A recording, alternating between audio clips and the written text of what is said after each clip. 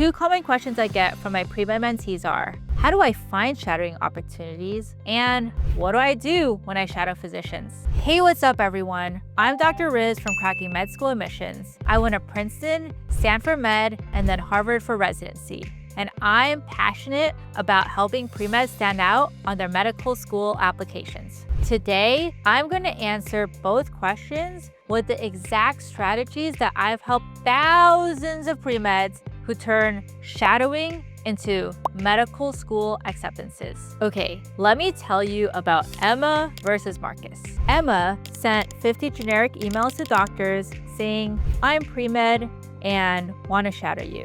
She got 0 responses, and finally she got one opportunity that came through to her school. She showed up in jeans, stood silently for 6 hours, and got really bored. Now, let's talk about Marcus. Marcus asked his friend's mom, who was a nurse, for an introduction to a doctor and researched the physician's background. He came to clinic dressed professionally, asked thoughtful questions, and followed up with a detailed thank you email.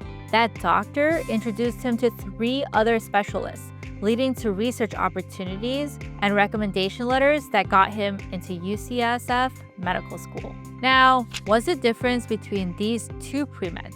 The difference between these two pre-meds wasn't luck, it was strategy. How to find shadowing opportunities. So, what's the first way to find shadowing opportunities? Start with physicians you already know. When I was looking for shadowing, I asked my friends' parents, who were nurses, to introduce me to doctors they worked with. I shadowed an awesome nephrologist who also took me to dialysis centers.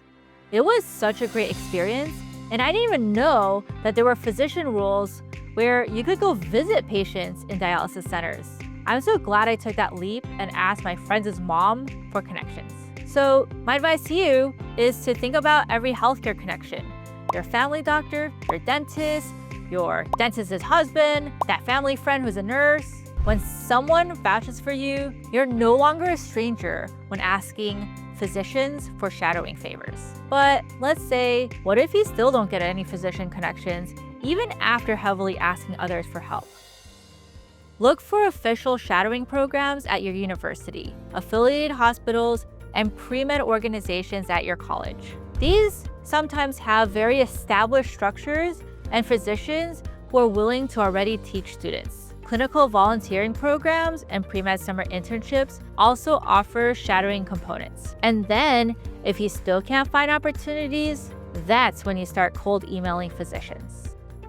How to cold email physicians. One question I get from pre-meds all the time is how to cold email physicians. But here's the difference between emails that get ignored versus emails that get responses. Okay, here's a bad email. Dear Dr. Martinez, I'm James Guo, a pre-med who wants to shadow you because I'm going to medical school. Can you please email me back if you are taking students for shadowing opportunities right now? Thank you for your consideration. That was a respectful email and short and to the point. Let's look at a good email now. Dear Dr. Martinez, my name is Sarah Chen, a biology major conducting immunology research at UCLA, your alma mater. I found your bio online, and I am extremely interested in oncology, particularly your work with hematological disorders. I would love to shadow you to learn about this field. My schedule is flexible, especially on weekday afternoons and weekends. Thank you for your consideration. The key in cold emailing physicians is explaining why you want to shadow that specific physician. Research their background and mention their specialty at a minimum. Sarah's email, which is a much better email, gives more details about her program. Sarah made that UCLA connection with a physician, and connections with school alma maters work really well when cold emailing. Sarah also named specific interests in oncology and did her homework on the physician's passions. And finally, Sarah was flexible, but also gave times she was available to shadow in the future. If you have questions about cold emailing physicians you want to shadow, read our blog post about shadowing doctors on our Cracking Med School Admissions blog. The link is down in the description. Okay, So let's say you have your shadowing experience secured. You are excited to witness patient care. Here's what you should do once you're shadowing a physician already. Okay, first things first, and of course, dress professionally. Don't be like that pre-med who showed up in jeans. I would dress in business attire, like a job interview. I would wear comfortable shoes because you might be standing for hours or walking around the hospital. And then when you arrive, introduce yourself to everyone. The doctor, the nurses, the medical assistants, and the receptionists. This makes it less awkward and gives you people to talk to and ask other questions to when the physician is busy. Ask doctors the right questions at the right times. Now, this is super important. Here's what separates successful shadowing from wasted time. Asking the doctor the right questions at the right time. Okay, so here's what I would do. Carry a notepad so you could take notes. For example, you could jot down medical terminology so that you could look them up later. Then during downtime between patients, during lunch, or after an entire clinical shift, you could ask the physician questions that you wrote down from the patients you met that day. For example, intelligent questions include, why did you choose this procedure over another procedure? Are there other treatments available for the diabetic patient we saw? Why did you prescribe one treatment over another? Could you walk me through your thought process for that last patient? You could also ask some broader questions about medical careers. What are the pros and cons of your specialty? What do you wish you knew before pursuing medicine or this specialty?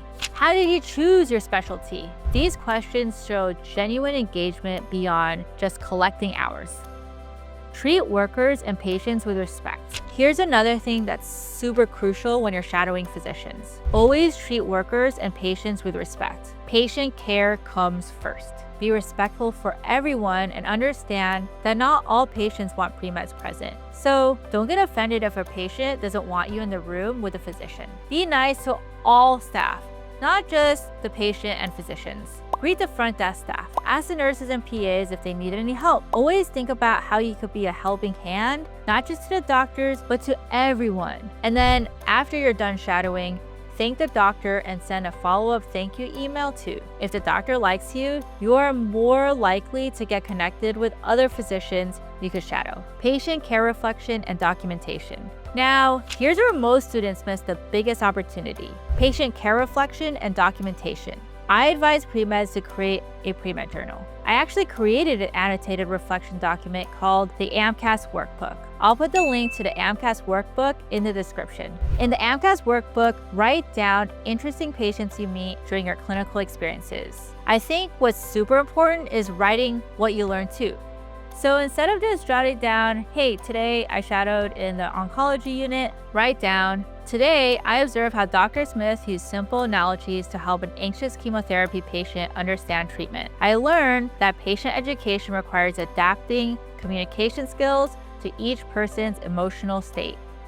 Wow, those were awesome reflections. And these reflections will be used in your personal statement, other medical school essays, and interview answers years from now.